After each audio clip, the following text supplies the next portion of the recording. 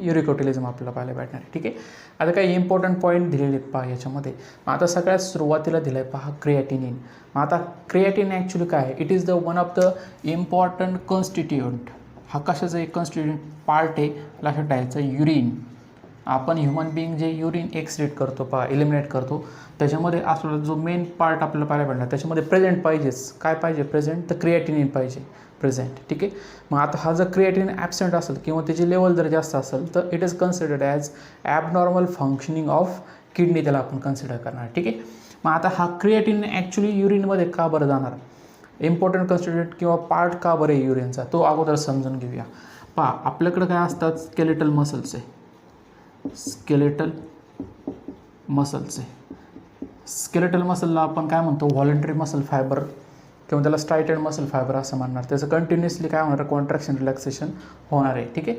मग याच्यासाठी कशाची गरज असते पहा, याच्यासाठी गरज असते ATPची, एनर्जीची गरज पडणार स्केलेटल मसलच्या कॉन्ट्रॅक्शनसाठी. ATPचं हायड्रोलिसिस झाल्यानंतर काय फॉर्म होतं, ADP. पण आता स्केलेटल मसलला जी एनर्जी लागते ती कंटिन्युअस लागणार आणि क्विक लागणार एनर्जी. मग ही एनर्जी कोण प्रोव्हाइड करतं, तर लक्षात ठेवायचं क्रिएटिनिन फॉस्फेट. तर ह्या क्रिएटिनिन फॉस्फेटमध्ये जर आपण पाहिलं तर हाय एनर्जी असलेला फॉस्फेट ग्रुप असतो. मग हा जो फॉस्फेट ग्रुप आहे हा ॲक्च्युली तो ADP घेणार, इनऑर्गॅनिक फॉस्फेट घेणार, आणि याचं कन्व्हर्जन कशामध्ये होणार, परत ATPमध्ये होणार, आणि तीच ATPचं परत हायड्रोलिसिस होऊन एनर्जी स्केलेटल मसलच्या कॉन्ट्रॅक्शनमध्ये लागणार आहे, लक्षात ठेवायचं. तर उरलेला पार्ट कोणता आहे पहा, क्रिएटिनिन. म्हणजे स्केलेटल मसलमध्ये काय होतं, कंटिन्युअसली क्रिएटिनिन फॉर्म होत असतं, आणि ह्या क्रिएटिनिनचं लेटर ऑन काय होणार, एक्सेशन, इलिमिनेशन होत असतं युरिन थ्रू. ठीक आहे. म्हणजे creatinine is the main we can say that important constituent of the urine. तो युरिनमध्ये पाहिजेच, आणि त्याची लेवल जर नॉर्मलपेक्षा जर जास्त असेल किंवा कमी जर असेल तर it is considered as abnormal kidney functioning, लक्षात ठेवायचं. ठीक आहे. हा इम्पॉर्टंट पार्ट आहे क्रिएटिनिन युरिनचा. आता नेक्स्ट पार्ट आपल्याला दिलं आहे पहा, दॅट इज होमिओस्टॅसिस.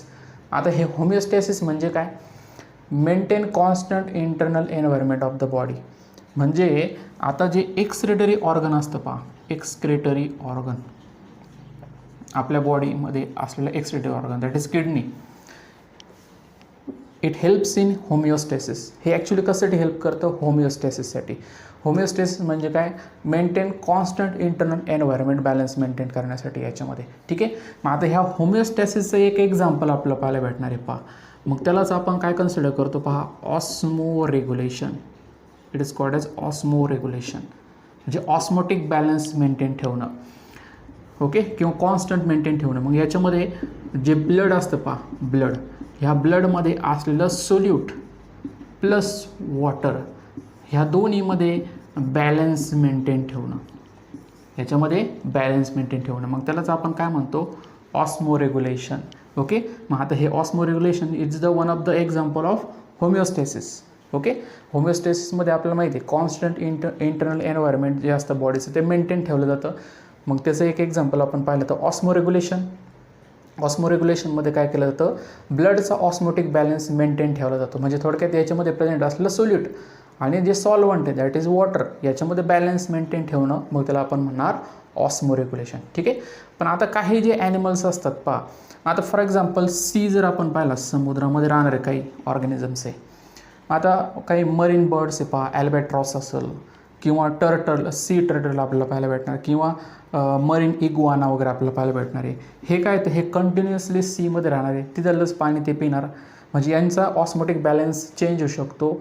मग त्याच्यामध्ये सॉल्टचं कॉन्सन्ट्रेशन जास्त असू शकतं. ठीक आहे.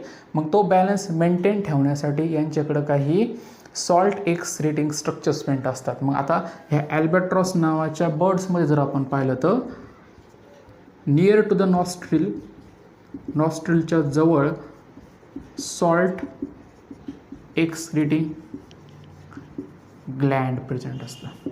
ठीक आहे. सेम पार्ट आपल्याला टर्टलमध्ये पाहायला भेटणार. टर्टलमध्ये पण एक्सक्रीटिंग ग्लँड प्रेझेंट असतं, आणि इग्वानामध्ये पण आपल्याला काय पाहायला भेटणार, सॉल्ट एक्सक्रीटिंग ग्लँड्स प्रेझेंट असतात to maintain the constant osmotic balance of the body fluid. ठीक आहे. चला आता आपण लेटर स्टडी करूया. आता समजून घेऊया ऑस्मो कन्फर्मर्स. सुरुवातीला these organisms are isoosmotic to the environment or we can say that surrounding environment. म्हणजे याचा अर्थ काय होतो, त्यांच्या बॉडी फ्लुइडचा ऑस्मोटिक प्रेशर हा सराउंडिंगमध्ये असल्या फ्लुइडचा ऑस्मोटिक प्रेशर सारखाच आपल्याला सेम पाहायला भेटणार आहे. म्हणजे समजा आपल्या अंडरस्टँडिंगसाठी आपण इथे एक्झाम्पल पाहतोय, पहा मरीन ऑर्गॅनिझम त्याचे एक्झाम्पल आहे. आता समजा इथं आपण कन्सिडर केलं दिस इज ॲक्च्युली ए सी. ह्या सीमध्ये जर आपण पाहिलं, समुद्रामध्ये जर पाहिलं तर वॉटर प्रेझेंट आहे. समजा वॉटर समजा 5 लिटर प्रेझेंट आहे आणि समजा याच्यामध्ये सॉल्ट प्रेझेंट आहे, सॉल्ट पण आपला समजा 5 मॉलिक्यूल पाहायला भेटणार आहे. आणि याच्यामध्ये फिश प्रेझेंट आहे. आता ह्या फिशमध्ये जर आपण पाहिलं तर 5 वॉटरचे मॉलिक्यूल प्रेझेंट आहे आणि 5चं आपल्याला काय पाहायला भेटणार आहे, सॉल्ट प्रेझेंट आहे, सॉल्टचे मॉलिक्यूल प्रेझेंट आहे. म्हणजे आपल्या अंडरस्टँडिंगसाठी आपण घेतलं एवढं नसू शकतो याच्यामध्ये फिशमध्ये. तर इथं पहा याचा ऑस्मोटिक प्रेशर सराउंडिंग वॉटरचा आणि याच्या बॉडी फ्लुइडचा ऑस्मोटिक प्रेशर हा आपला सेम पाहायला भेटणार. मग अशा ऑर्गॅनिझम्सला आपण कन्सिडर करतो पहा ऑस्मोकन्फॉर्मर्स. ठीक आहे, ऑस्मोकन्फॉर्मर्सला एनर्जी खर्च करावं लागत नाही ऑस्मोटिक प्रेशर बॅलन्स ठेवण्यासाठी एन्व्हायरमेंटसोबत. ठीक आहे, दुसरं एक्झाम्पल आहे पहा ऑस्मो रेग्युलेटर्स. ते काय असतात, internal environment independent of the external environment. ठीक आहे, मग आता त्यांच्या बॉडी फ्लुइडचा जो ऑस्मोटिक प्रेशर आहे तो बॅलन्स मेंटेन ठेवण्यासाठी त्यांना एनर्जी खर्च करावं लागते. हा सराउंडिंगसारखा आपल्याला पाहायला भेटणार नाही. मग आता समजा एक्झाम्पल जर आपण घेतलं, समजा इथं वॉटर आहे, पॉन्ड आपलं एक्झाम्पल घेतलं फ्रेश वॉटरचं, 5 लिटर आपल्याला काय पाहायला भेटणार, इथं वॉटर आहे समजा फ्रेश वॉटरमध्ये आपल्याला पाहायला भेटणार फक्त एकच आपण सॉल्टचा मॉलिक्यूल घेतला आपल्या अंडरस्टँडिंगसाठी. याच्यामध्ये एक फिश प्रेझेंट आहे. ठीक आहे, या फिशमध्ये जर आपण पाहिलं तर 5 लिटर वॉटर प्रेझेंट आहे, पण इथं सॉल्ट कॉन्सन्ट्रेशन थोडंसं जास्त लागतं. म्हणजे समजा इथं आपण 5 काय दाखवले, सॉल्टचे मॉलिक्यूल दाखवले. ठीक आहे, मग आता इथं जर आपण पाहिलं याचा ऑस्मोटिक प्रेशर आणि याचा ऑस्मोटिक प्रेशर हा सेम नाही आहे. मग आता एवढंच ऑस्मोटिक प्रेशर म्हणजे 5 सॉल्टचे मॉलिक्यूल मेंटेन ठेवण्यासाठी बॉडी फ्लुइडमध्ये ह्या ऑर्गॅनिझम्सला एनर्जी खर्च करावं लागते. म्हणजे ऑस्मो रेग्युलेशनसाठी एनर्जी खर्च करावं लागते. ऑस्मोकन्फॉर्मर्स हे एनर्जी खर्च करत नाही. ठीक आहे, एक्झाम्पल फ्रेश वॉटर ॲनिमल्स आणि दुसरं काय दिलं टेरेस्ट्रियल ॲनिमल्स आपल्याला पाहायला भेटणार आहे. ठीक आहे, आता हे दोन जे असतात एक तर हे स्टिनोहेलाइन असतात किंवा युरिहेलाइन असतात. आता स्टिनोहेलाइन म्हणजे काय, they tolerate only narrow range of salinity. मग याचा अर्थ काय होतो पहा, समजा एक ऑर्गॅनिझम आपण कन्सिडर केला, हा फ्रेश वॉटरमध्ये असलेला ऑर्गॅनिझम आहे आणि या फ्रेश वॉटरमध्ये जर आपण सॉल्टचं कॉन्सन्ट्रेशन समजा 1 मॉलिक्यूल घेतलं, सॉल्ट किती आहे 1 मॉलिक्यूल आपण घेतलं आणि याच्यामध्ये एक फिश आहे. आता दुसरा पार्ट आपण समजा इथं घेऊया, हे मरीन वॉटर आहे, मरीन किंवा सॉल्ट वॉटर. मग सॉल्ट वॉटरमध्ये जर आपण पाहिलं की समजा 10 सॉल्टचे मॉलिक्यूल आहे.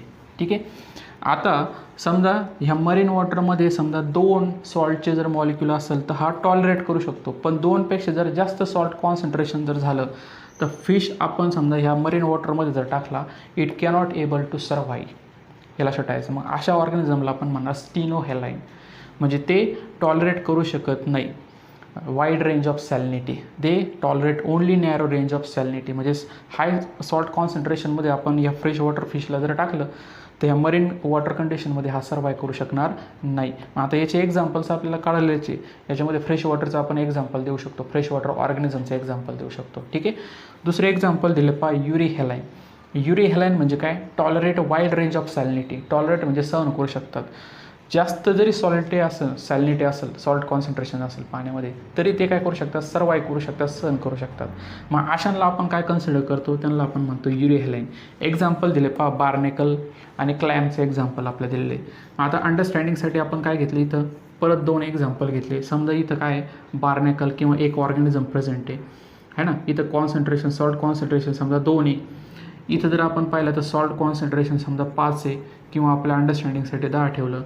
आता ह्या ऑर्गॅनिझमला जर आपण ह्या एन्व्हायरमेंटमध्ये जर टाकलं तर इथं आपला वाईड रेंज पाहायला भेटणार आहे, सॅलिनिटीमध्ये चेंज झाला आहे. तरी हा जो ऑर्गॅनिझम आहे ह्या कंडिशनमध्ये काय करतो, सर्व्हाइव्ह करतो. मग अशा ऑर्गॅनिझम्सला आपण कन्सिडर करतो युरिहेलाइन. ठीक आहे, सिम्पल करूया डिफरंट ऑर्गॅनिझममध्ये एक्सप्रेशन कसं होतं ते पहा. आपल्या बुकमध्ये काय सांगितलं, युनिसेल्युलर ऑर्गॅनिझम्स वगैरे असतात. मग त्यांच्यामध्ये जर आपण पाहिलं तर एक्झाम्पल आपला इथं दिलेलं आहे पहा पॅरामेशियम. पॅरामेशियममध्ये जर आपण स्टडी केलं तर एक स्ट्रक्चर प्रेझेंट असतं, त्याला आपण म्हणतो कॉन्ट्रॅक्टाईल व्हॅक्यूल.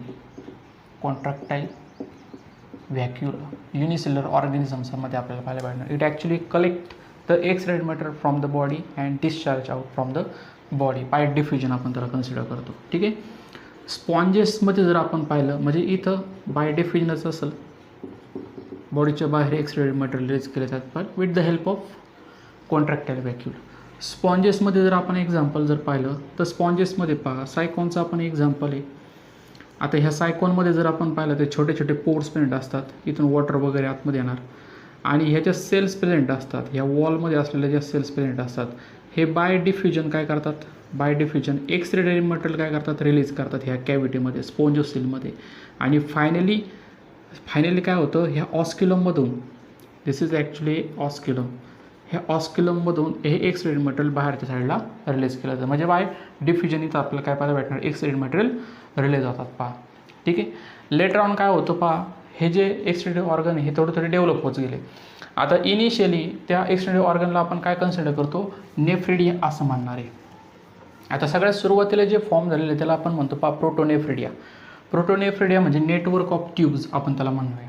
काही एक्झाम्पल दिलेत पहा, तिथं प्रोटोनेफ्रिडिया प्रेझेंट असतात. रोटिफर, सम ॲनिलिड्स, सगळे ॲनिलिड नाही, काही ॲनिलिड्स आणि ॲम्फिऑक्ससमध्ये आपला प्रोटोनेफ्रिडिया पाहायला भेटणार. त्याचं एक एक्झाम्पल आपल्याला दिलेलं आहे प्लॅनेरियामध्ये प्रेझेंट असलेला फ्लेम सेल्स. ठीक आहे. आता प्लॅनेरिया आपल्याला काय पाहायला भेटणार आहे, इट इज ॲक्च्युली प्लॅटीहेल्मिन्थिसमध्ये असलेला मेंबर आहे. हा फ्लॅट आपल्याला पाहायला भेटणार आहे. ठीक आहे. आता याच्यामध्ये जर आपण पाहिलं तर नेटवर्कची अशी ट्यूबचं नेटवर्क प्रेझेंट असतं आणि इथं जर आपण पाहिलं हे जे ट्यूब आहे हे बाहेरच्या साईडला एका चॅनल थ्रू ओपन होतात. ओके.